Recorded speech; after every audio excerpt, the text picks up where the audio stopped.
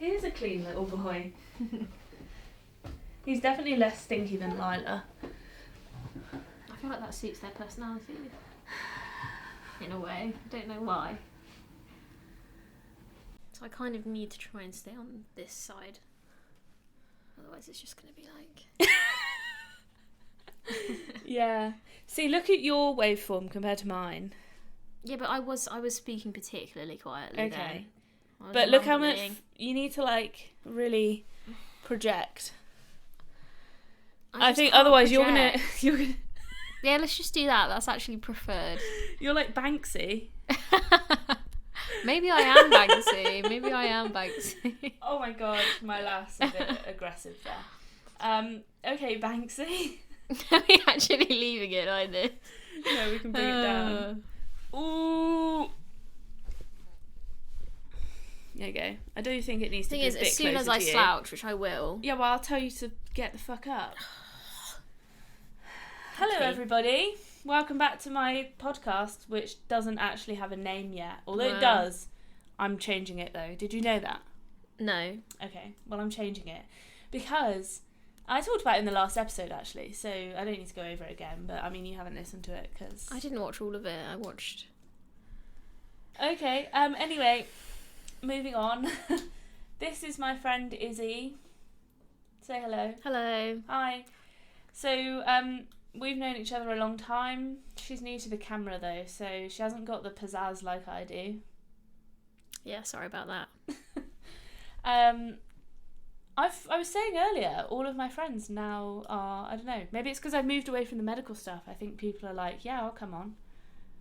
Yeah, I mean, I definitely have nothing to add to the medical stuff.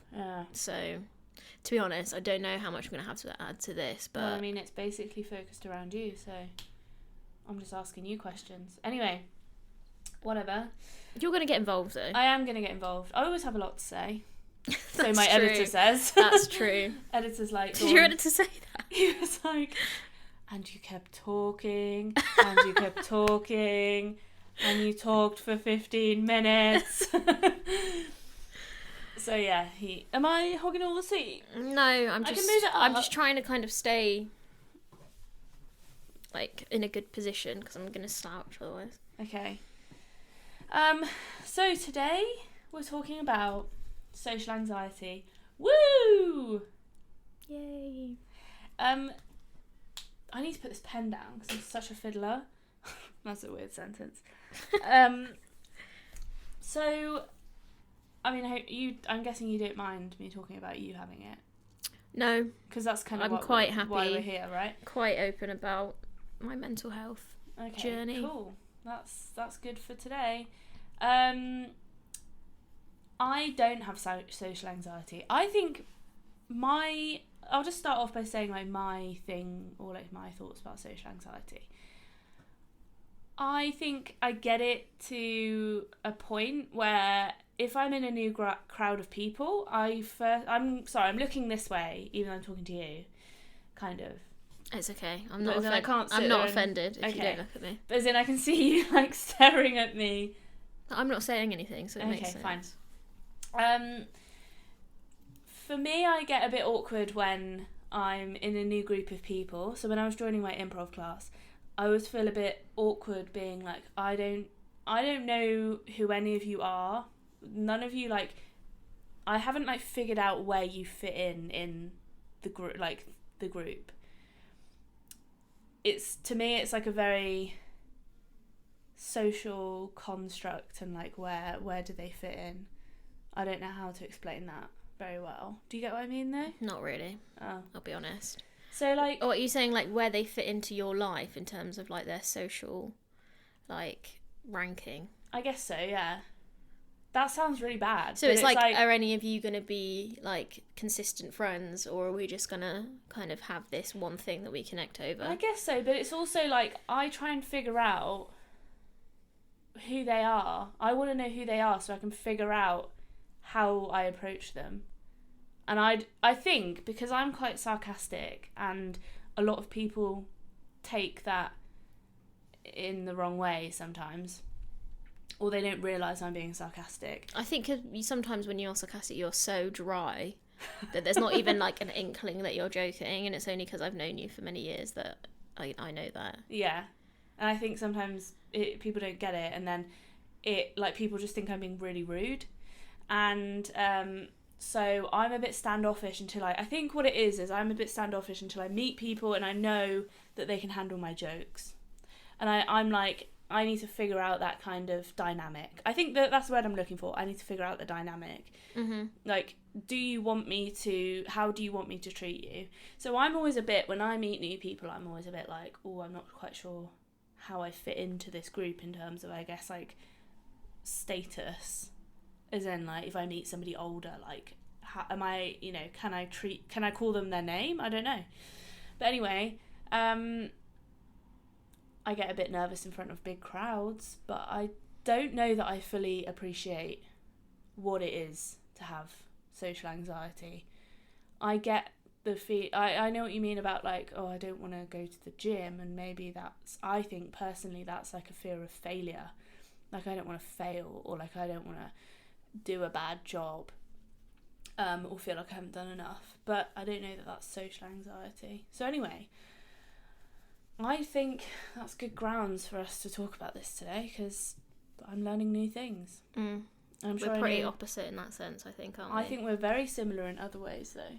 Yeah, I do think we're very similar in other ways, like sense of humour being one of them. Yeah, Both you'll very notice sarcastic. that me and Izzy are quite similar in the way we talk. You look so little. You literally... I can't... What can I do about that? That's just, like... I think you're sat a bit more forward than me as well. Yeah, you're like... But I just slouch, I think I am sat forwards. But I also think that the chair is kind of tilted this way a bit. It definitely is, I can see. So, there we go. Cool. But, yeah, so... We're just going to go through your life, really, aren't we? Yeah, as uneventful as it is, we are. Maybe I've got social anxiety and I don't realise. Maybe. Why don't you tell me how it feels? I'll shut up now. That would be nice. I mean, I think for me, I've definitely just figured out that, or realised, as I've got older and just become more aware. Are you laughing I'm sorry, at me? you look so little. I don't know what else I can do about that. I wish I couldn't see you, but I can. We'll turn it around then. No, because then I don't know if it's still recording. Okay. That would be a worse disaster than you opening up your heart to me and me laughing about it. Okay. What was I saying? Oh, I'm sorry, I was just laughing at how little you are. I I need to sit back. I think I was just saying, do you want to move the bench? Because it is that way a bit, isn't it? Yeah. Should we stand up for a second? Let me just move. I'll move the table closer, and then I can't sit further forwards. Okay, I still look big, but fine. So, yeah. Just, I don't know, I guess in the last, 10 years, there's been a lot more just talk about mental health issues in general. And I guess I thought I was just quite a nervous person, but then as I've got more understanding of, mental health and mental health issues, I was like, oh, I think I'm actually just very anxious, and anxious in general, anxious about a lot of things, but social things. So I guess social anxiety is definitely a big one. And I think, for me, it's in the forms of, as you say, big groups, going to places where I know there's going to be lots of people I don't know, which can be quite difficult as someone who really likes going out to music events and gigs and even DJing. So sometimes I'm at these music events and I'm not just able to blend into the background. I am literally You're literally on the stage. I'm on well, it's rarely a stage, it's more usually a sweaty basement, which is good. But I mean, you're essentially the centre of attention, which in theory and from an outside perspective, that is my worst nightmare. I don't know why I do it, because I can't think of anything worse than It does sound a bit counterintuitive. It does, and that's the thing. I don't really DJ much anymore, out, because the anxiety that I get before it is sometimes crippling, and it will be days and days in the lead up where I'll be so nervous and it's interesting what you said about like the fear of failure, because I think that's a big part of it, and it's like it's not just going and meeting loads of people, it's the fact that they're going to be judging what I do. And it's like, for DJing, you know, it's something that I've been doing for years, and it's quite, like, I suppose close to my heart because I love music, and like the thought Are they of actively like sitting and watching though, or are they not just like dancing and talking? So it's they a lot of the time, yeah, it is just like people dancing and talking. But the thing is, if you flop, they're still gonna have a bad time, aren't they? They're gonna stop dancing, like, if it's bad enough. Which, you know, it'd have to be really bad for a long time. Yeah, and like that's the thing. You know, I'm not gonna say I'm perfect. There's plenty of clangs when I'm DJing, but it's never like people walking out. Do you know what I mean? It's never like people were demanding money back. It's always, if anything, it's always positive, and there's always people like coming up afterwards and saying they really enjoyed it and all that sort of stuff. But even though that always happens, I'm still, every single time beforehand, I'm like, oh my god, this is going to be really bad, or I'm dreading it. I mean, less so now because I am more picky about what I do, and I mean, not that the gig requests are like flooding you're in. like a minor celebrity now, so you can be like, no, that one's a bit below my pay grade. It's not that, it's just like, I think because I'm not super proactive with it anymore. Do you have lots of requests? You don't like go out and be like, can I DJ for you? They're like, can you DJ for me? Yeah, but that's kind of how that works. But it's a shame I've never been to one of your events. I know, isn't it? It's long overdue, really, isn't it? Keep getting invited, but they're not told that they're ticketed. So that is not my fault. I can't, honestly. They don't normally sell out either, so usually you'd have been fine. But I forgot what I was talking about. Yeah, I do that all the time. I mean, my brain is like... That's why I write a plan down, so I can go, okay, so I forgot what I was talking about, but it's fine, I can just... Okay, so we were kind of talking about DJing and like... We skipped school a bit, really, didn't we? We'll come back to that, I'm sure. But yeah, I think just basically big social situations. Do you have like physical symptoms of anxiety? Yes, really badly. I get like dry mouth. I get... like increased heart rate, sweaty palms, and it will just get like worse and worse. Like with a gig, for example, the closer it gets to it, the worse it will get. When does it start? How many days before? It really depends on the gig, and that's the thing. Sometimes I've done gigs that like I'm like, oh, this is for a label I really like or something, and for that it can be like a week before I'm starting to get nervous about it. But like a lot of the stuff I do now is a lot more chill, and it's not as bad. But God, I didn't realise you were such a big boy. I'm not. Big boy DJ. I'm not. Also, that's the thing, I'm really not. I've just got a notification about this class that we were going to go to and I didn't cancel it, so I'm going to have to be really rude. No, just do it quick. And I'm going to have to cancel the class on camera. That's fine. We've made the executive decision to... Oh, it's full though, so hopefully someone else will take the place. Oh, that's good. Alright, well actually that was much quicker than I thought, so... But I didn't want people on the thing to think I was rude, you know? They're going to think that anyway. Yeah. Because you are. I just forgot, okay? And then we started recording and I can't just stop it, so... No, it's fine. Yeah. But yeah, other than DJing, it's just generally being out and like meeting lots of people I don't know, and like... potentially Did having today to meet make them. you anxious? Yeah, like going Really? into cafes and like quite publicly filming and stuff like that. And like the thing is, I would never do that on my own. No. Okay, for some context, for those... Firstly, the video won't be out by the time this goes out. We've had... Which might be why I look a little bit glazy-eyed, because we've, spent a lot of time together today. It's now 3:30. You came here at 9:30. So that's 6 hours of... Quality time. And it was quite an intense day. We went to 5 cafes. We ate a lot of food. We had the dogs with us. One of them was quite stressful, as in one of the cafes. So we've had a lot. And also, it was like torrential rain. Oh yeah, I forgot that. And we had to walk around in torrential rain. So. Yeah. So basically, that's what we did. That's going to be a video coming out soon. Best brunch place in Bristol. You need to watch it because we're doing the hard work, so you don't have to. And trust me, it's hard work, okay?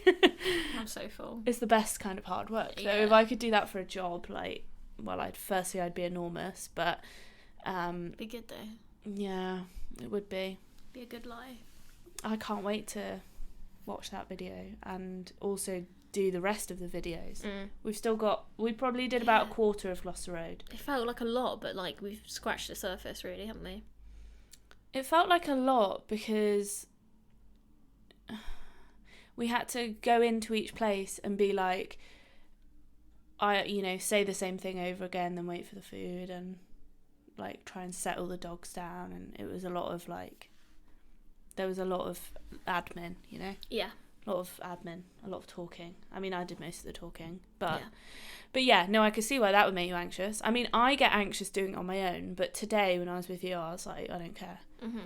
Because, I don't know, I get confidence when I'm with other people. That's true, and that's true for me as well. And I think, like, not just today, like, filming and that sort of thing, but anything. And that's why we found out the other day that we go to the same gym. And, like, we've been going to the gym together a lot, which I know the gym's not necessarily something that phases you, but it's definitely something that phases me. And I think it's a big part of it is that, again, it's like, well, I guess people seeing me and, like, I don't really know what I'm doing.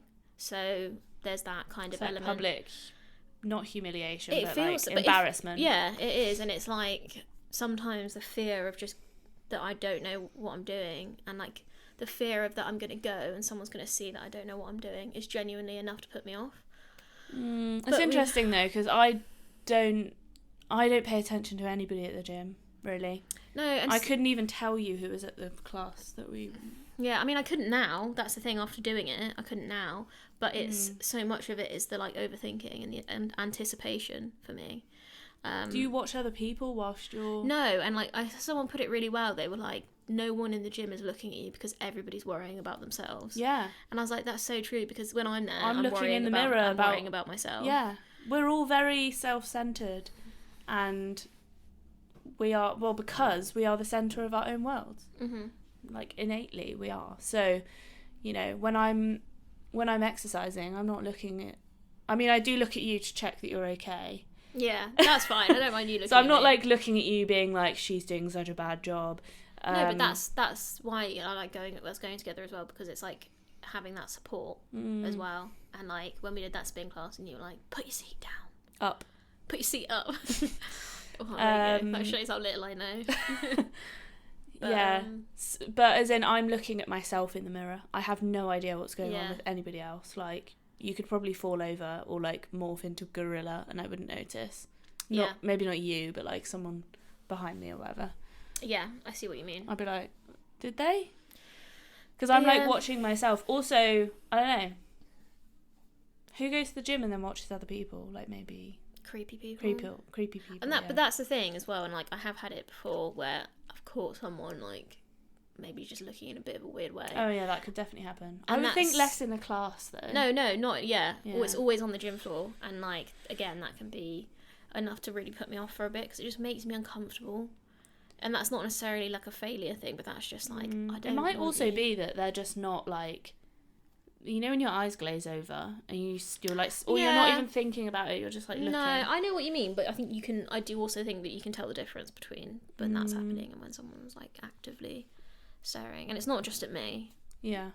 It's usually at any female. Which is a bit grim. At Tom's gym, there's actually a female-only... What gym is it? It's in Falmouth, so... Oh, right. Yeah. But at Tom's gym, he was like, what happened? But there's like a female-only time slots now, and like days and stuff.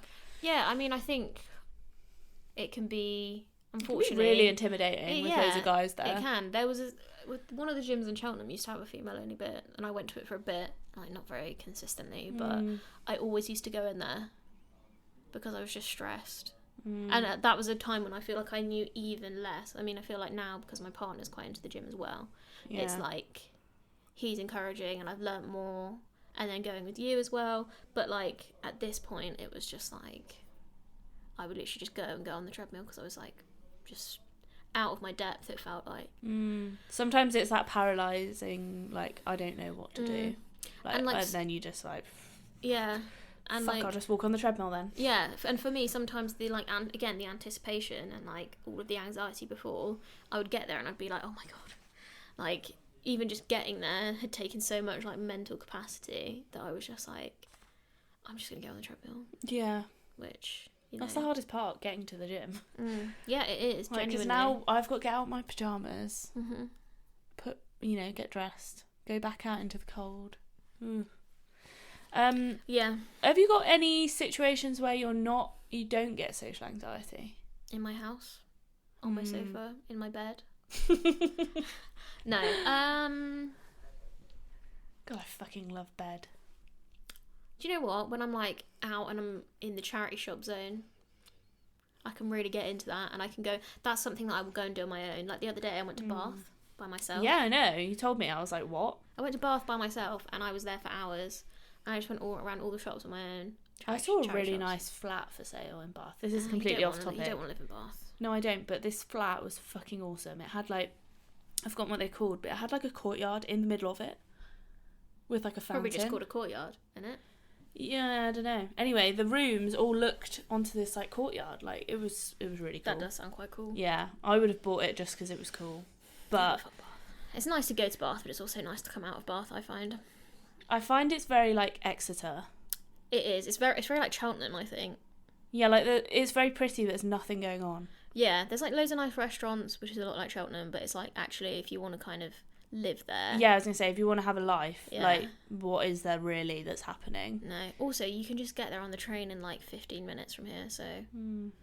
I do think like the people that live in these places, long term, what do they do with their lives? What, like Bath? Well, a lot of the time it's like families or like retired people. Yeah. I can imagine it's a nice place to retire. But again, it doesn't appeal to me at all right now. It's nice to go. It's fun to go, but I'm like quite happy to leave. They have a really nice place there called Nook. Is that a cafe? Yeah. I think it's like a pokey place. It's actually in one of my videos, the one where I went to Bath. Yeah, Tom really likes Bath. I really like it because it's pretty, but it is stunning. I think Bristol's good looking. Good looking. Good looking. I think it's so good looking. I think for me, there's more that appeals about Bristol, like the culture, the music. There's so much cool stuff going on all the time, and it's like improv. There you go. There's something for everyone. There is, in terms of like creative people, there's something for everyone. I think. Maybe it's because we're creative people. That we don't thrive in Bath. Yeah. Yeah, definitely. Maybe that's why. I think that's probably a big part of it. I think if you were like business, networking, if you like eating out, would you every go to Friday? Bath? If you liked business and networking, it's quite easy to get to London, isn't it, from Bath? I don't know. I don't want to live there. I don't know.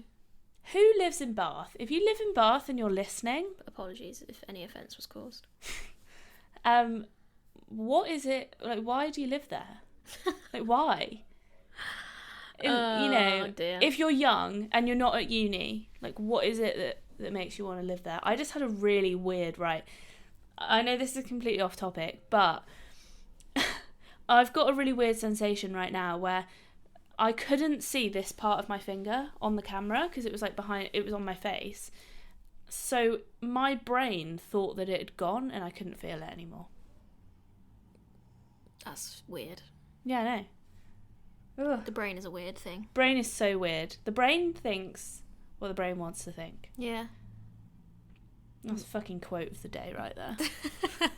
I mean, I suppose that's literally what social anxiety is, isn't it? Your brain's just being like, no, I'm sorry, but you're terrified of this. Yeah, like it's definitely going to end in disaster. And it's not necessarily rational, but like, you're terrified, trust me. Do you think it comes from, like, when do you think this started for you? I don't know. Because I don't know that you, because we can talk about school now, because I don't know that you were, I mean, we didn't like each other. That's not true, Dawn. We were like best mates at school. Wait there. There's definitely a story, though. When we first met, we didn't get on. I don't really remember not getting on. I mean, it's highly potential because we're both quite what's the word, stubborn people. I think and we're both quite similar, standoffish to meet for the first time. Definitely. Like, you would never meet either of us and go, oh my fucking god, what a lovely person. yeah, you're my best friend. That's so true. So I think when we both collided, it was quite abrasive. We were both like, not that fast. Also, you were probably like, because I was the new kid on the block. But I wasn't that. I'd only been there a few years before you. Yeah, but still, you knew everybody and I didn't. Yeah, okay. And actually, I was just this rando, like, breaking in. Hello. But it was the start of sixth form, wasn't it? So it'd be like we were expecting new people. Okay, I just remember it being a thing that... Yeah, no, I mean, you're probably right. I was kind of like that. Yeah, I mean, I think I am like that. I'm quite, like, closed off to new people. I think because there is this element of, like, feeling like I'm going to be judged, or feeling like that people are going to speak about me in like a negative way, and I think that can sometimes be where this like hardy exterior comes from. Because it's also like people don't like change. Yeah, I don't want definitely. change. And it's like, for me, I'd gone from an international school in Cyprus. From year 7 to 9 I was in an international school, which was like, first of all, you're joining secondary school, which is stressful. And I do think I was quite a nervous person. So moving to a new country, joining a new school where it's like... I forgot you went abroad, actually. It's like completely like... And to be honest, I lived a very sheltered life in Cheltenham before that for the first 12 years of my life. So it was such a culture shock. And then 3 years, and like, to be honest, I had friends, but like, I didn't really ever connect with anyone. How did you get in midway through? What do you mean? Midway through year 9 or whatever? No, I joined in year 7. Oh, you mean when I came back to the UK? Yeah. I joined in year 10. So yeah, I joined just at GCSE. I had to do a test because we went to a grammar school, so you had to be tested to get in. Yeah. And I don't know that I was tested to get into grammar school. Well, but you probably had your GCSE grades, yeah, but so they weren't that good. That in a sense is. I do feel like they were like, you want to do medicine, I don't care what your GCSEs are. Yeah, 100%. Our school was very like academically driven, and I think they wanted. Because they got that year 3 people into medical school. What? That year, the year we graduated. That's not that much because there's quite a few of us in there. That's a lot compared to like any other school, yeah. I mean, it just feels like there was a lot of people wanting to get into it. Yeah, but a lot of people don't because it's hard work. Yeah, fair. And they don't get the grades because you need to get like fucking at least A's. Ideally A stars. And I think most people realised like, oh, maybe I'm not on track for that. Yeah. Also, yeah, I remember the first, because we had like a medical school like meeting thing, all the people that were going to apply to medical school, there was like 20 people in there and then 3 of us, like it was 4 of us in the end that like followed it through, but only 3 got in. Sorry if you can see my pants. I wasn't looking at your pants. Can you move up like that much? Because one bum cheek is hanging. Can you just move the thing? What, like in? Move it that way. No, that way. Yeah, that's it. Okay, thank you. Because we need to stay in the same position, really, don't we? But yeah, I mean, I feel like our school was really, like, in hindsight now, I wouldn't go to a grammar school again because I'm not academic at all, and I think I pretty much just scraped in on the exams, and I think if I'd have done the exams in year 7, I wouldn't have got in. I loved our school though. I didn't. I love my friends, but yeah, but I hated school. I hated it. I wasn't academic at all, and like in GCSE I did all right. I also just loved the building. Yeah, but that's not enough to make me like enjoy my existence. Yeah, so I went from like a pretty crazy international school back to a grammar school that was all girls, so it was like completely different, really bitchy. Oh, sorry, we might have missed that. Grammar school, really bitchy. Went from an international school to a grammar school, which I found like a big shock. Was to it the bitchy? system. Yeah, it was really bitchy. Oh yeah, the plastics. Yeah. It was really Oh yeah, they were fucking horrible. If you're listening to this, like, I hope you've changed. But the thing is, it was like, oh my god, Tom is really ruining the podcasting vibe. Do you think you'll be able to hear that? He's so loud. Honestly, you should hear him gaming at night. It's a fucking nightmare. I'm a gamer, to be fair. Yeah, but do you cackle like that? Yes, and I scream. Ah. No wonder Harry Anyway. tortures you by snoring. He's like, I know how I can get back at We're her. on a tangent there. Yeah, well, that's the fun of podcasting. Yeah, I suppose. People join for the convo. They don't join for the information. Like, Great. they do, but it's like, it's fun to listen to people talking. About themselves. All the time. Yeah, I guess so. Yeah, I suppose that's what podcasts are. People talking about their experiences and then how you can relate that to Yeah. other people. Like, you make it sound very narcissistic. Maybe it is. I think a little bit, but I think everyone's a little bit narcissistic, really. But yeah, so grammar school, year 10, 11, 12, 13. So I did all right in GCSE, but what I really should have done is moved to a college or a school where I could do more creative subjects, because what I ended up doing was history, psychology, art, and what was the other one? English. And what I wanted to do was product design, food tech, art, and history, and they didn't run food tech and product design because there wasn't enough people. And like, I should have just left. I didn't want to do the academic subjects. I'd have been in much better stead if I went and did a creative subject. Yeah, but I don't think anyone would leave in that situation. No person at age 16 goes, I know, I'm going to leave all my friends. Well, I'm going to make a sensible decision, and I'm going to go and make a good career choice. Like, but the thing is, I hadn't particularly enjoyed it in year 10 and 11, but I completely underestimated the step up to A-level and how much more difficult A-level would be. And then I was doing some subjects that, like, again, I wasn't really like interested in or good at. So it was really fucking hard. I found it really hard and didn't particularly enjoy it.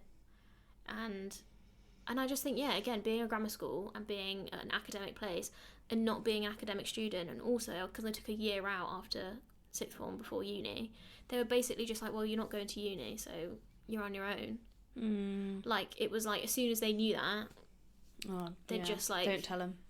Yeah, well, but I was like, I'm not going to go through all the applying to uni when I don't even know what I want to do and where I want to go. Because that's all they were prepping you for in, like, year 13. For sure. But yeah, I just felt like there was a real kind of creating competition amongst... And I think that's why it was so bitchy, a lot of it, because, like, they made you kind of compete against each other, and, like, that was really bad for me, because I wasn't successful in that school at all. See, I think I really liked that. Well, because you were good. You thrived. I did. And you are academic. Yeah. But I wasn't. I was the opposite. Can you be academic and creative? Apparently. Yeah, and you can be clever, which you are, and I'm not. I don't know what determines cleverness, but I feel like that's a story for another day. I suppose a good parameter is grades. This is your opportunity to say your A-level grades, by the way. No. She got 3 A stars. I was kind of being sarcastic. But she's annoyed because no one asks about that anymore. That was kind of a joke, but also, like, kind of not. I don't know. Did terribly, so... Like, I don't really want people to ask, but, you know, it is, like, I am quite proud of it. But that's another thing, but I don't go shouting about it. It's like... But apparently we're telling people now. Yeah, well, that's a big achievement. But, like... I don't know, it's like when you're all in that, you're like, oh my god, this is everything. And I was so upset when I got my grades. I genuinely thought, like, I'd let everyone down. And I was, like, distraught. And it's like, actually, it doesn't mean anything now. Like, it's not that deep. Yeah. But they really made it feel like... I mean, I remember, like, I was speaking to another friend, one of our mates from school, the other day. And how... when we were all getting our results, if people didn't get into I mean, I didn't have this because I didn't apply to uni, but if people didn't get into the uni that they applied for based on their grades, there was big red crosses on their envelopes. So someone that we know had that, went to pick up her envelope, and she just saw this massive... And one of the teachers went, so you didn't get in, what are you going to do? What's your plan? Oh my god. Other people were coming out sobbing because they didn't get what they wanted. Bear in mind, this is still people that were getting good grades. And they were distraught, like, inconsolable. And I was just like, it was like some out of a horror film. And again, maybe your perspective is slightly different. Yeah, my perspective is totally different. Successful, but Oh, there's a fly there that I'm trying to get. Because, yeah, maybe people hated me for that. I don't think people hated you because you weren't one of the insufferable ones. I wasn't like... Yeah, you were quite quietly successful. Oh, that's good. Oh, sometimes I can catch these fellas. I'm really good at catching them. Sometimes I'll I try, can, but I can't really see right now. This one's... Don't maybe take my glasses off. I did, because there's a light there and all you could see was like square lights. Yeah, well, that's the reality of... Well, put them on then. I'll ruin your... That'll be a continuity issue, won't it? It's only a continuity. It's only a continuity issue if you cut scenes. But we're watching you put your glasses on. I'm getting used to it now. I'm acclimatising. Okay. So yeah, what I was asking was, when did the social anxiety start? As in, was it in school, or did you have it before that? I mean, I don't necessarily have huge memories of social anxiety in school, but I do have memories of that kind of planting the seed of this feeling quite insecure and feeling quite not good enough, which I think is a big part of my social anxiety, and feeling like people are judging me or like looking down on me in social situations. It sounds pretty savage. I mean, I wasn't a receiver, but yeah, and I mean, yeah, it's entirely not your fault. And like, again, I think in hindsight, which is, it's easy to say that, but like, I should have just taken myself out of that situation because I was never going to thrive in it. But I think it's so easy with grammar schools to think like, and I know my parents were really happy that I got into a grammar school, but it's like, actually, I think for you, 100% the right thing to do. Oh, it was definitely the right thing to do. But for me, it was like, I needed that to put a fire up my ass. And like, look what happened. You got really good grades and like, you didn't have a terrible time. So yeah, it can be done. Yeah. I loved our school. I liked the people. Yeah, like our group. We were very lucky as well. Like, we had a really good group of people, and we still see a lot of our friends from school. We kind of managed to stay out of a lot of that drama, I think, didn't we? And like a lot of the bitchiness. We were kind of just very neutral. Yeah, I mean, I didn't realise that there was any drama. There was quite often drama. When we're off camera, I'll tell you about one of the really big bits of drama. I'd quite like to know. That you'll remember when I bring it up. But I can't say it now. I can't. I really want to know. I know you do. I'll remind me and I'll tell you after. Can you just go off there and mouth it to me? I don't know if you'll be able to tell. Should I write it down? Yeah, you could do that actually. Give me the pen. Sorry, people who are watching and listening. You're not gonna. They can't see it. You don't need to hide it. Just in case. Do you remember that? No. But that sounds like quite a big drama. No, that's the wrong end. Just in case. Is this like automatically uploaded to your blog, by the way? No, you do have to scan it in. Cool. I'll never know. That is quite big. I think I was so involved in my fucking studying bubble. I had going out every Thursday night. We like literally our group hung out in the kitchen. And that's what I mean, we were quite neutral. So as in we shut the doors. So we didn't have to speak to anyone. So I never knew what was going on out there. Yeah. And I liked that. But I don't know, some of it you just couldn't avoid. But yeah, I think that was definitely like a starting point for me of kind of imposter syndrome and comparison and just feeling like people are going to be judging me or disappointed in me, I suppose. Yeah. So then we move on to uni. I mean, I loved uni. I was really lucky. I feel like Falmouth Uni was like your vibe. Falmouth Uni was so good. And definitely what you did. Yeah, I did television, which, to be honest, maybe that, not that fussed about that. But I enjoyed it, and I had a great time, and I got to learn about interesting things. And maybe we should publish the documentary you made about me. Yeah, I'm sure I've still got it somewhere. I filmed Dawn about her powerlifting days. I said I don't want to see it. I don't know how cringy it will be. I mean, not my best work, but you were cool in it.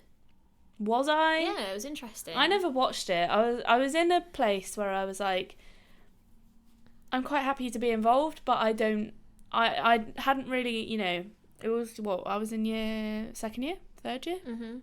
Something like that. I obviously wasn't YouTubing at that point, so I wasn't used to watching myself or listening to my own voice. So I was like, no, I'll do it, but I'm not watching it. You had entirely bleached blonde hair then as well, didn't you? We were blending things. We went to the gym. We did chalk montages. Yeah, it was fun. It was fun Yeah, it because we was got to fun. hang out. Didn't you bring somebody else? Yeah, Holly helped me with the filming. Holly who? I Somebody. don't know. Not spoken to them, so. Did you stay over? I don't think I did because I drove and I was with them. Oh. But I thought there was a third person. no, it was definitely just two of us. Yeah, but as in third, including me. Oh yeah. Yeah. Yeah. Sorry, yeah. So yeah, uni sounds like your vibe. Like It was, and I think that was fun because I got to get away from school. I'd had a year out. I'd kind of, blown off some steam. Yeah, I'd gone sowed travelling. some wild oats. gone travelling, which forces you to kind of socialise a little bit more. And Did you find that socially anxiety provoking? yeah, because especially in like hostels and stuff, people are just like, will just like come up and talk to you, and I would never do that. I would never just go up and talk to someone that I don't know. But you're kind of forced to do that, which I think is good. It was good for me, definitely.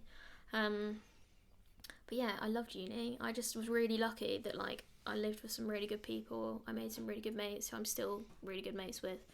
And I had like a good uni experience compared to some. And yeah, I was doing, even though I don't do television now, I was doing something creative, and I got to work in sound, which I do work in now. So this podcast is going to sound fucking fire. That's a lot of pressure, isn't it? Fire. Hopefully you can cut Tom out in the background. Maybe. That'll be a challenge. Cackling boyfriend. Story of my life. So we don't really have much to say about uni. No, but just that, like, it was a nice change from school, I suppose. Yeah. And if anything, I think it kind of softened that. And that's when I started DJing and DJing out. And I really loved it at that point because it was just kind of silly. Like, no any pressure. But yeah. But how does that differ from now? I think I'm just a bit older, and I think I just take it a bit more seriously. Because then I really didn't. Do you get paid now? Is that a difference? Got paid then. Some of my best DJ earnings was when I was at uni, and we were putting on our own events, so we were taking the money. Wow. Whereas if I DJ now, I just get paid by whoever's putting on the event. Yeah. Okay. But yeah, uni was just kind of, if anything, quite good for my social anxiety because, you're meeting people, you're making friends. And you're being uni a bit more is independent. inherently such a social atmosphere. Everyone's there to make friends. But also, don't you find it such a bubble? And like coming out of uni, I found it really hard. I talked about this in literally my podcast last night. You come out of uni and school, and where you're like literally force-fed friends, and then it's like off you go. Yeah, it's not like that. In Learn the real how world. to make friends now. No, I don't know how to because I was given friends. Yeah. Literally right in front of me. And also, you just have, like, yeah, okay, I mean, it's probably different for you doing medicine, but, like, for me, it was very chill. Like, yeah, I had lectures and I had coursework and that, but, like, in the grand scheme of things, it was the experience of uni. Like, and then it's, like, go out and get a job in and for me, in a creative industry, it's, like, no one wants to hire me. Yeah, straight out of uni. Yeah. I had the opposite. It's easy for you to get hired. Yeah, straight like out of uni. they basically recruit you whilst you're in uni. That's quite nice though, not having to worry about it. I'm gonna sneeze. Yeah, it is. Ow. Oh, that is redlining on the Sorry. on the, what do you call it? The waveform. Waveform. That waveform, though. I'm excited to talk about the pandemic. I don't think I've ever said that sentence. It's quite a big one for social anxiety, though. And Such I think a big one. for everyone, not just people. Even I got it. Yeah. And we were talking about this before, which I'll come to. We can talk about that. But it was a very temporary thing for me. I mean, I can very briefly talk about it. That was the coming out of it, wasn't it? Not so much like, I mean, I suppose you're not going to have social anxiety when you're not seeing anyone. But So I've never had social anxiety, I wouldn't say. I've had, like, anxiety, but I've never been, like, socially... I've never been like, oh my God, I don't want to go to, like, a place where there's loads of people. Until when lockdown ended, I can't remember which one. How many were there? Like, fucking 4 or something. Too many. Yeah. When, I think it was, like... I think it was literally when the fourth one ended, or when the restaurants started opening up, but not the eat out to help out thing, like when they fully opened. Yeah.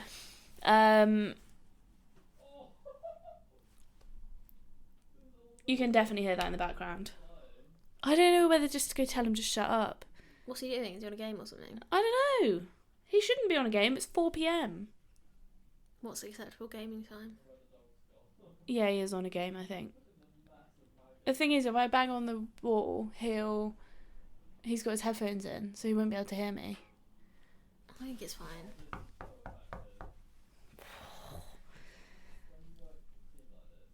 You can literally see it on the thing. Anyway, right. I'll just talk a bit louder. Oh God. Anyway. Now, if I talk that loudly, it'll hurt everybody's ears.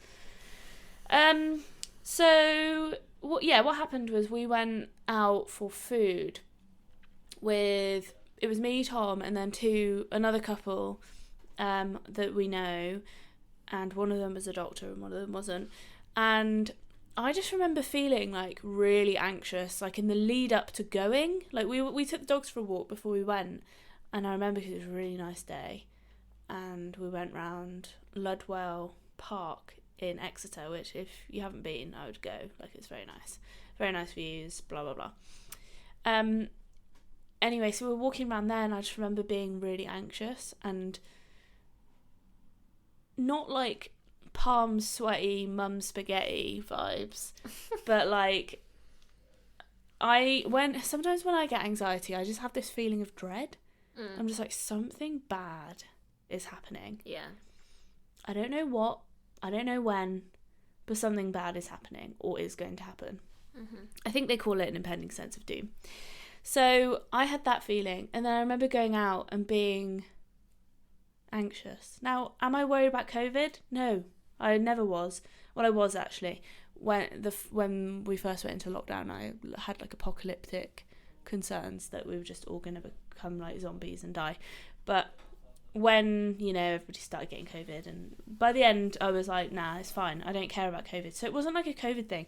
I think I was like brainwashed into being like, you shouldn't go outside, you shouldn't socialise, you shouldn't see people. Seeing people is bad, you are naughty, you are a criminal, you will kill people, you will die as well. Yeah.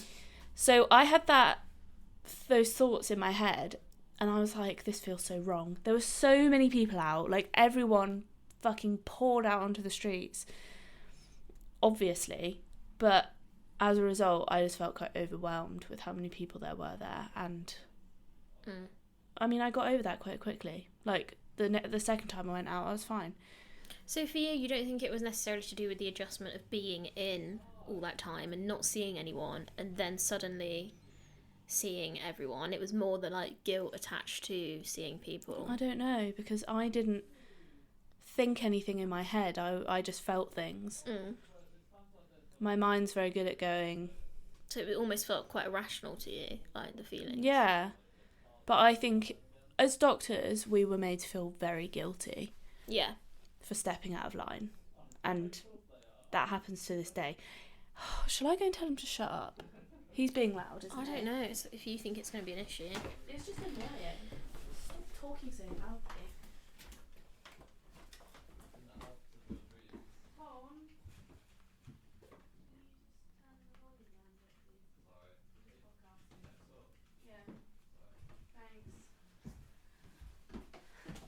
Turn your voice volume down. That reminds me of that thing on Friends where he's like, what is it? Just a little smaller. Oh my god, that's so much better. He was getting out of control. Yeah, I think it was a guilt thing. Yeah, well, I imagine, like, the pressure on you throughout the pandemic was very different to the pressure on me as just like a normal civilian. Because it was like, if you from broke every angle. Yeah, if you broke the rules, like, people would be like, well, that's not great, but who the fuck really cared? If I broke the rules, that was like a professional issue. Yeah. I mean, that still carries on now, Doctors are held to... Yes, very true. different levels of standard, I would say. Mm-hmm. I mean, I don't know. Well, you do know, because you're a doctor. As in, but I have nothing to compare it to. Oh, I see what you mean. Because I've always... In your kind of most of your adult life, I've been shackled by the medical... yeah. medical, profession hat. Yeah, that's interesting. I suppose, like, the pandemic just was an immense pressure for you in many ways. Whereas for me, obviously, it was a horrible, tragic thing, but, like, in a terrible way, I sometimes felt like some of the lockdowns were a bit of a reprieve, and it was like... You loved it. I mean, I just found, like, cause sometimes the pressure of, like, having to see people all the time, I can get really overwhelmed by, like, you know, the need to socialise, and, like, it's not that I don't want to see people, and it's not that they're not my friends, but sometimes I just find it really, really overwhelming, like, having to go and put myself in social situations. Like, it can really exhaust me. Oh, that was loud. And it's got a lot better, but I have also had years of counselling, so that's probably why it's got a little bit easier. But yeah, I think sometimes, like, just even knowing that I've got messages about, like, trying to arrange social plans, I can just get so, like, overwhelmed by it that I just won't look. And again, it's not that I don't want to see people. And the thing is, a lot of the time when I do go and socialise again, not necessarily like meeting new people and stuff, because that is a consistently stressful situation for me, but like when I'm going and seeing like my familiar friends, I always have a good time and I always feel refreshed after it. But unless you spend 9 hours solid, although we've definitely spent longer than that together. I used to essentially live with you at one point. Yeah, I literally, like, for like days at a time sometimes. Yeah, you would for like 3 days, and your parents wouldn't even question it. No. And they probably should have, because we were definitely like, just going out and underage. We were like, well, I wasn't. I was. Oh, yeah, that's right true. age. I was like 18, and you were 17. I was the last one to turn 18. Yeah, it was savage. And yeah, you would come and stay. We were literally like children still, weren't we? 17. Yeah. And we were like, you would just come and stay at my house for like 3 days. Yeah. Yeah. Your parents never came and like vetted the house. Like, I might have had like they loved you. Drug dealers hanging out of the ceiling. Because I said you wanted to be a doctor, so they're like, oh, she must be a good one. But yeah, lots of underage clubbing, which don't condone. Absolutely no need to be going when you're 17. Just wait until you're 18. No, but the thing is, it was the fear of missing out for me. Yeah, though. You're saying all of these things, but a 17-year-old would never go, oh, I'm going to listen to her.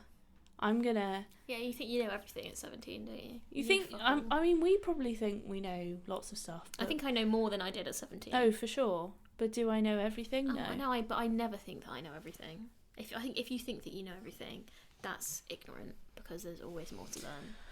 Yeah. True. So yeah, pandemic life was probably pretty sick for you. I mean, no, that's like a very insensitive way of putting it, but it just like it did make me realise the importance of like not burning myself out. And it's like, again, even though I do love seeing my familiar friends, I think sometimes I could overdo it, and like, you know, I'd fill up every free day with something, and like actually it starts to have the opposite effect, and you'll just burn out. I don't get how you have so many friends to make that many plans with. I don't understand either, because I'm not a nice person. I'm not fun to be around. I'm notoriously a nightmare to be around. I don't know, no, but that's the thing. I don't think you are. No, I think, and that's the thing. I don't have loads of mates, but like I've got it to a stage now where I have like my mates, and they're really, really good friends, and like, you know, I do want to make the effort and spend quality time with them, but it's hard, and especially like for me now, I work evenings and weekends, which is when everybody's free. Yeah, like literally 95% of people work 9 to 5 Monday to Friday, and I'm literally free at the opposite of that. I mean, I'm a bit of a dream, really, aren't I? Because I work random times. But like, and that's like now, like we've been able to spend like a lot of time together. Well, because you live in Bristol as well now, to be fair. Yeah, but I don't work 9 to 5. No, and it's like, it's actually, it's so nice. Because, and like, don't get me wrong, I'm much more a night person. I'd rather work like a twilight shift. Yeah, it's like, it's frustrating because, like, I think sometimes it can be perceived as, you know, I get invited to something and it's like, oh, I can't go because I'm working, and it's a bit like, oh, and it's like, oh, that's always the excuse, but it's like, well, you know, if you're working, I often work Saturday and Sunday, and like, it can be tiring. I get tired. I know. I need a nap now. Yeah, I get tired really easily, but yeah, I just think, even though I do like socialising and it can benefit me, is finding the balance, I think, is really important. And again, even though like I can easily just spend hours with you, but it's then the element of being outside and being with lots of like other people. And like today was lovely, but like there was a few like in the one cafe that was really busy. Like I felt like I was on like hyper alert. I mean, I didn't enjoy that. Yeah, I mean, I think for me, it was just like a lot either way, wasn't it? Mm-hmm. However you look at it, it was like It was very overstimulating. Yeah. But yeah, I think like that's why I'm exhausted. It's not even the like, yes, okay, we were walking a lot. It's the like, sometimes it's the brain working in overdrive. Yeah, and I think I actually realised that I think I'm an introvert because I always thought I was an extrovert because I'm like quite outgoing, but I get kind of exhausted by social situations, and I'm like, I'm quite happy to not be with you now. And I think not you, just you as a whole. Yeah, and I think like now that I've learned that about myself and like come to accept it, I am better at finding the balance and kind of. I think the key for me though is sometimes I need to be better at explaining that to people, and just having that conversation and kind of explaining it rather than just being like, oh my god, I've got 4 messages, that's too many, I'm not going to respond to anyone. Do you know what I mean? Like, I think. Because, all of the friends that I have, everyone's going to understand that. Because I wouldn't surround myself with people that were, you know, dickheads about something like that. But, yeah, sometimes it's just easier said than done, innit? Because I do find being constantly accessible, like, in terms of, like, messaging or whatever, sometimes I find that really We should both go back to Nokias. Yeah, because, I mean, I'm such a boomer when it comes to my phone anyway. Yes, I actually type like that. Harry always points it out. I'm like, oh, for God's sake. Or like when I'm looking at something on the screen, I'm like... No, usually they're like this. Yeah, that's true. Like really far away. My glasses are for far away, though. That's a really cute picture. It is, isn't it? Yeah. I've got like the print of it as well. Yeah, I think I've seen it. When do you think your social anxiety has been the worst? And what was that like? Like, could you do anything? Probably when I first moved to Bristol, and I'd been through a really bad breakup as well. So my self-esteem was just like terrible. Oh, that was a sight. Okay. It only records for half an hour and then it cuts off. We've been talking for an hour. Yeah. Oh God. We have. Sorry.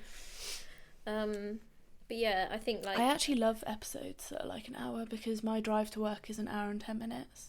Well, then we need to shut up after 10 minutes. That's what you're saying. Probably for the best. I could talk forever, I feel. But yeah. Anyway.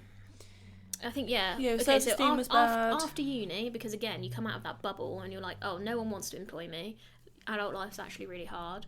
I'd had to move back in with my dad, which, you know, after living independently with friends, that's another, like, bubble that's burst. I was I'd gone through a bad breakup that involved cheating, so my self-esteem was just in tatters. And then moving to a new place where I did have friends here, and I do have friends here, but like that's a big scary thing, especially for someone that is socially anxious. And for the most part, I at that point I was really like kind of scared of going out because of all of the things that I just said. So I'd say that was when it was at its worst. But then it was shortly after that I started counselling, which was like a bit of a game changer for me. I think anyone should just do it if you I can. have a counsellor. It's such a good thing. I mean, obviously it's not accessible for everyone. Yeah. But it's like some of the best money that I've ever spent, I think. We would invest in our physical health. You know, we go to the gym. We That's spend so true. money on Apple iWatches. Yeah. Is that what they're called? You know, to be like, or Fitbits. You know, Yeah. oh, I've bought a Fitbit. No, the best thing that you can invest in is your own mental health. Mm-hmm. And I have a counsellor, and I tell people, I'm like, yeah, I pay for a counsellor. Yeah, I don't think it's this taboo thing that it used to be.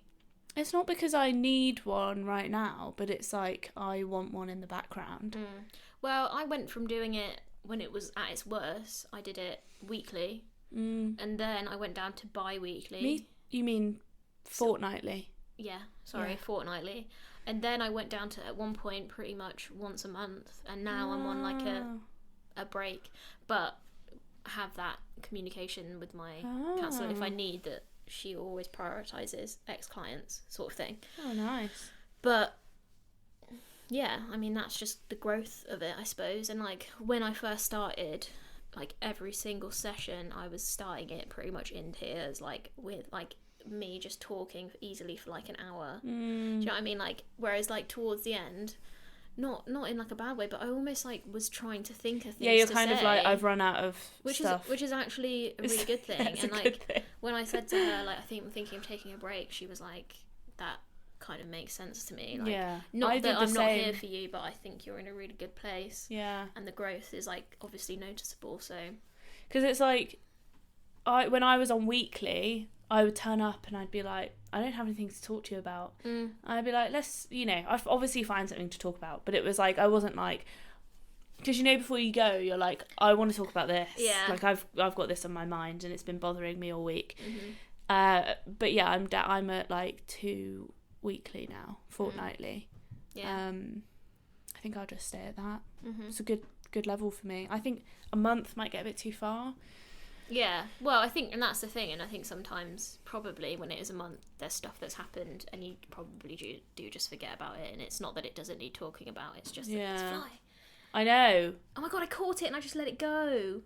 I don't know how they do that. They're like, I got squashed, but I lived. I know. Maybe they're just more hardy than we think. Or maybe they just fit in the crevices in our hands. That's more likely what it is, I think that's what it is. Yeah. And I was going to say something else, but I've got kind of distracted by the fly, sorry. Yeah, the fly. I feel like that's happened like multiple times, that fly. Yeah.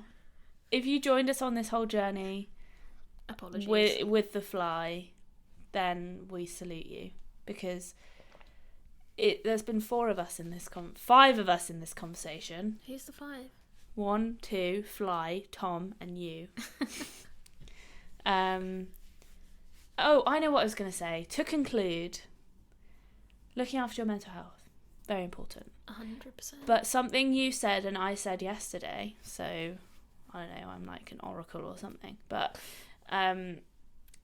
something I said yesterday and you literally said today is surround yourself by people that make you feel good and happy. Because social anxiety is only going to get worse if you try and force yourself into situations where you're with people that you don't actually like and that don't actually make you feel good. Yeah, and sometimes actively make you feel bad. Yeah. Whether and or not sometimes sometimes they go out their way to make you feel bad. Yeah. And that makes them feel good. And sometimes it's not even like a conscious thing, but it is. It's probably like an internalized insecurity itself. Yeah. Like when people are being nasty. I'm not talking about anybody in particular here, by the way. I'd like to put that out there. No, I'm talking generally about people. Oh my god, that was terrifying. You're supposed to tell people before you do that. Are you going? Okay, ignored. Hates me. So yeah, I think that's really important for social anxiety. Also, that person is going to help you go out and overcome that social anxiety, I think, as well. But yeah, I think I've realised just throughout all of my years of life, I'm so wise, that I don't do things that... This sounds really obvious when you say it at 28, but when you're 18, you're like, you don't really think about this. I am only doing things that make me happy. Sounds very selfish. No, I don't but think that is selfish at all. I'm like, it's my life. YOLO. Oh god. You only live once. No, but it's true, isn't it? And it's like, actually, when you stop caring Doing about things what for other people think, yeah. like, you're just going to be so much happier. I do think there's something to be said for, you know, having some selfless acts and doing things for other people. Yeah, but that's the key there, isn't it? That's a selfless act. That's something that's like... But I think living your life to please other people and putting your wants toxic. And desires on the back burner is recipe for disaster. It's true. Dawn, I think you're an oracle. I am. Yeah, I know. I am very introspective. I think a lot about things. I'm very lispy today. I think it's because I can't get my teeth together. Have you got like a swollen... TMJ, I think. I don't know what that is. Maybe I've just been podcasting too fucking much. I'm just so... Chatting too much. Yeah. Exactly. I've been chatting... I'm really lispy today because my jaw has like somehow moved itself forwards and I can't close my teeth. We've also done a lot of chewing, which has probably aggravated it. Yeah, I think I went to the hygienist the other day. By the way, she said my teeth were fucking amazing. She was an American lady and she was great. I can't remember her name now. It was like Sheila or something, but like, or Shelley or something like that. But she was just, you know how Americans are like really enthusiastic? Like the opposite of us. Yeah. She was just like, she was like a little ray of sunshine. Oh, that's nice. I know. Do you know what? My dentist is in Exeter, and I drove an hour. Went all the way there? Yeah. I drove an hour and a half, an hour and 40 minutes, just to go see my dentist because. Wow. I like them. Yeah, I mean, I think also with things like that, if you find one that's good and that you trust and that you like, it is sometimes worth just... Yeah, also Shelley was the fucking bomb. Like, I don't know if that was her name. She was just great. Like, I'd never met her before. But, yeah, I think... Anyway, I'm going off topic. But, again, there's things that make you happy. Look, if you enjoy it... Some people stay with their, like, vets or GP surgeries because they're, like, loyal customers, you know? They're like, I don't care if you... move 200 miles down the road, I'll fucking fly to get a GP appointment with you. I'm not that committed. It's generally like old people do that. Yeah, that's true. That is, I think that's very much a generational thing. Yeah. Whereas now, like, I see a different doctor every time I go to the doctors or something. I also haven't changed my doctors, but not because I love them so much, just because I can't be bothered. But anyway, quite a good one actually here in Bristol. It's like I can like always get an appointment. Oh. But my dad said the other day it was gonna be 5 weeks for an appointment with him. Yeah, I've never had a GP surgery where they've said that to me. What, 5 weeks? Yeah. Well, that's what I said. I was like, Dad, maybe it's time to just try another surgery. Yeah, the issue is it's postcoded, isn't it? So. But I mean, he could definitely still find another one in that postcode. It's not like he lives in the middle of nowhere. Yeah, exactly. Anyway, that's you have to tell me your GP surgery. Oh, what, the one in Bristol? And I'll join. Can I say that? Well, you can tell me off camera. Okay, we'll end now. Anyway, thanks so much for listening, guys. If you made it to an hour and 8 minutes... Oh, we did pretty much bang on 1 hour and 10. Yeah. I think that's just the sweet spot. Yeah. If you made it for that long, I think you deserve a prize. What's the prize? I don't know. What's the prize? A smile. I give everybody a smile. I don't. I'll give you... Why don't you give them a plant? Yeah, I could give you a plant. But also, you can have these really cool cable clips. I've got 2. That's poor. That's really poor. Well, What? Give them a plant. Yeah, I'll give you a plant. What you've got to do... like a special word that you'd only know if you got this far. You've got to comment on YouTube in the comment section, and you say a word that they've got to comment. Bailey? Okay. Or stinky? Okay, Bailey is stinky. But, yeah, you have to type the sentence, Bailey is a stinky boy, Yeah, because that's literally what we've written on this thing.